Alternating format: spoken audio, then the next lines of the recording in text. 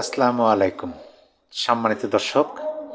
Doctor Mohammad Yunus তিনি জোর গলায় বলছিলেন যে তিনি একটা ঐতিহাসিক বিশ্বসেরা নির্বাচন উপহার দেবেন বাংলাদেশবাসীকে। কিন্তু দুঃখজনক হলেও সত্য যে তার এই বিশ্বসেরা নির্বাচনকে কেন্দ্র করে বাংলাদেশের মধ্যে যে পরিবেশ পরিস্থিতি তৈরি হয়েছে, তাতে আমরা বাংলাদেশের সাধারণ নাগরিক যারা আছি তারা তো ব্যাপকভাবে উদ্বিগ্ন। আমরা গভীর উদ্বিগ্ন, আমরা দুশ্চিন্তায় পড়ে গেছি যে আমাদের জীবনমালের নিরাপত্তাকে আদৌ ডক্টর ইউনূস দিতে পারবে কিনা। এখন শুধু এই বিষয়টা দেশের মধ্যেই নাই, দেশের এই গণ্ডির মধ্যেই নাই, এটা আন্তর্জাতিকভাবে ছড়ে পড়ছে। ডক্টর ইউনূসের ঐতিহাসিক বিশ্বসেরা নির্বাচনের পেরেক মেরে দিলেন বোধহয় মার্কিন যুক্তরাষ্ট্র। মার্কিন যুক্তরাষ্ট্র তাদের নাগরিকদের জন্য যে সতর্কতা জারি করেছে সেই বিষয়ে একটা নিউজ আপনাদেরকে আমি পড়ে শোনাই। আপনারা শোনার পরে আপনাদের কী অনুভূতি হয় সেটা আপনারা কমেন্ট বক্সে জানিয়ে দিন।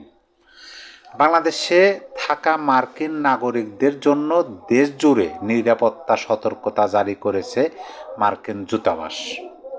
আজ সোমবার সন্ধ্যায় দূতাবাসের ওয়েবসাইট ও সামাজিক যোগাযোগ মাধ্যমে সতর্কতা জারি করা হয়।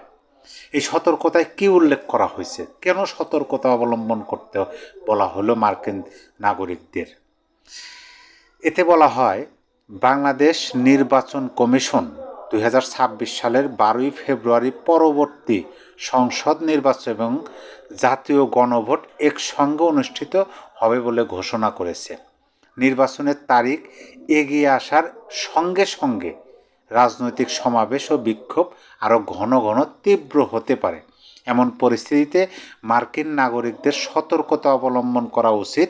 পাশাপাশি মনে রাখা উচিত যে শান্তিপূর্ণভাবে বিক্ষোভ সংঘর্ষে পরিণত হতে পারে এবং সহিংসতা ঘটাতে পারে। এখানে কিন্তু স্পষ্ট ভাষায় শেষের লাইনে যে কথাটা বললেন, পাশাপাশি মনে রাখা উচিত যে শান্তিপূর্ণভাবে বিক্ষোভ সংঘর্ষে পরিণত হতে পারে। এই যে আশঙ্কাটা, এই যে তারা একটা কি রেড অ্যালার্ট, লাল সংকেত দিয়ে দিলেন, এটা কি শুধু আপনি মনে করেন দেশের মধ্যেই?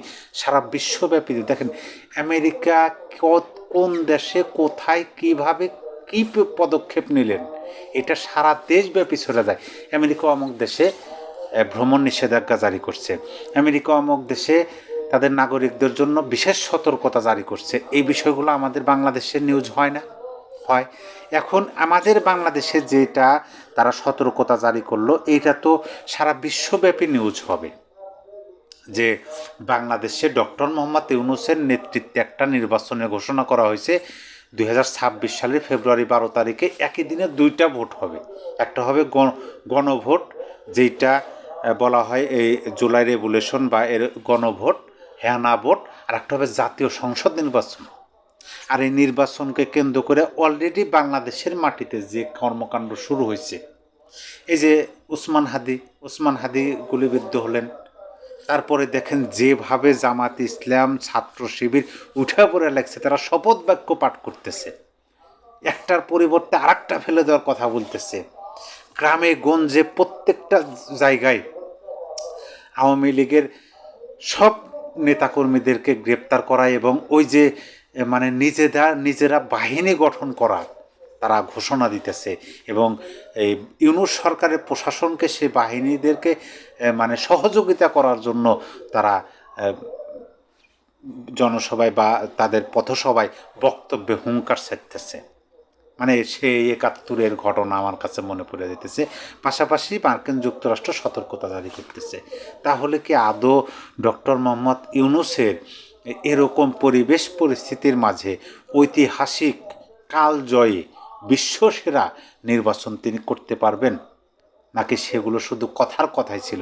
এই তো স্বরাষ্ট্র উপদেষ্টা কিছুদিন আগে বললেন যে কোনো সমস্যা নাই, নির্বাচন হবে, সেই নির্বাচন হবে একেবারে সুন্দর সুষ্ঠু পরিবেশে, কোনো ভয় নাই।